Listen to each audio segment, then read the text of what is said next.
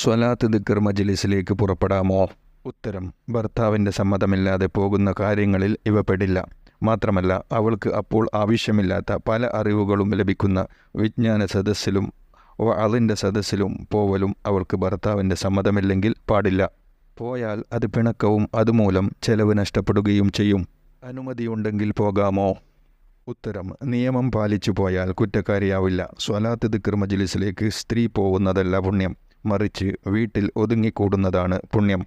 ഭാര്യയുടെ പിണക്കമായി പരിഗണിക്കുന്ന അവസരത്തിൽ അവൾ കുറ്റക്കാരിയാകുമോ? ഉത്തരം: അതെ, കുറ്റക്കാരിയാകും. ഭാര്യയുടെ വസ്ത്രത്തിൻ്റെ കണക്കെങ്ങനെ? ഉത്തരം: എല്ലാ 6 മാസത്തിൻ്റെ ആരംഭത്തിലും തടിയിലും നീളത്തിലും മതിയാകുന്ന വസ്ത്രം വാങ്ങിക്കൊടുക്കണം. നീളക്കുപ്പായം, അരയുടപ്പ്, കാലുറ, മക്കന, പാദരക്ഷ എന്നിവയെല്ലാം വാങ്ങിക്കൊടുക്കണം. വസ്ത്രങ്ങൾക്ക് പുറമെ തണുപ്പുള്ളപ്പോൾ, അത് ശൈത്യകാലത്താണെങ്കിലും ആവശ്യമായി വരുന്ന പുതപ്പും വാങ്ങിക്കൊടുക്കണം.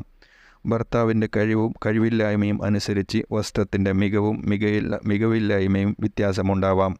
ഉറങ്ങുവാനുള്ള വിരിപ്പും തലയിണയും കട്ടിലിൽ ഉറങ്ങി ശീലമുള്ളവനാണെങ്കിൽ കട്ടിലും വാങ്ങിക്കൊടുക്കൽ നിർബന്ധമാകും. താളി, ചീർപ്പ്, മിസ്വാക്ക്, തലയിലിടാനുള്ള എണ്ണ തുടങ്ങിയ ശുചീകരണ വസ്തുക്കളും ഭാര്യയ്ക്ക് നൽകണം. ശരീരത്തിൽ എണ്ണ തേക്കൽ പതിവുള്ളവളാണെങ്കിൽ അതും നൽകണം. സുഗന്ധദ്രവ്യം വാങ്ങിക്കൊടുക്കണോ? ഉത്തരം: ദുർഗന്ധം അകറ്റുവാൻ സുഗന്ധദ്രവ്യം ആവശ്യമെങ്കിൽ വാങ്ങിക്കൊടുക്കണം. ഭർത്താവ് നാട്ടിലില്ലെങ്കിലോ? ഉത്തരം: എങ്കിൽ അഴുക്കും ജടയും നീക്കാൻ ആവശ്യമായത് മാത്രം കൊടുക്കൽ നിർബന്ധമുള്ളൂ. മറ്റു ശുചീകരണ സാമഗ്രികൾ വേണ്ട.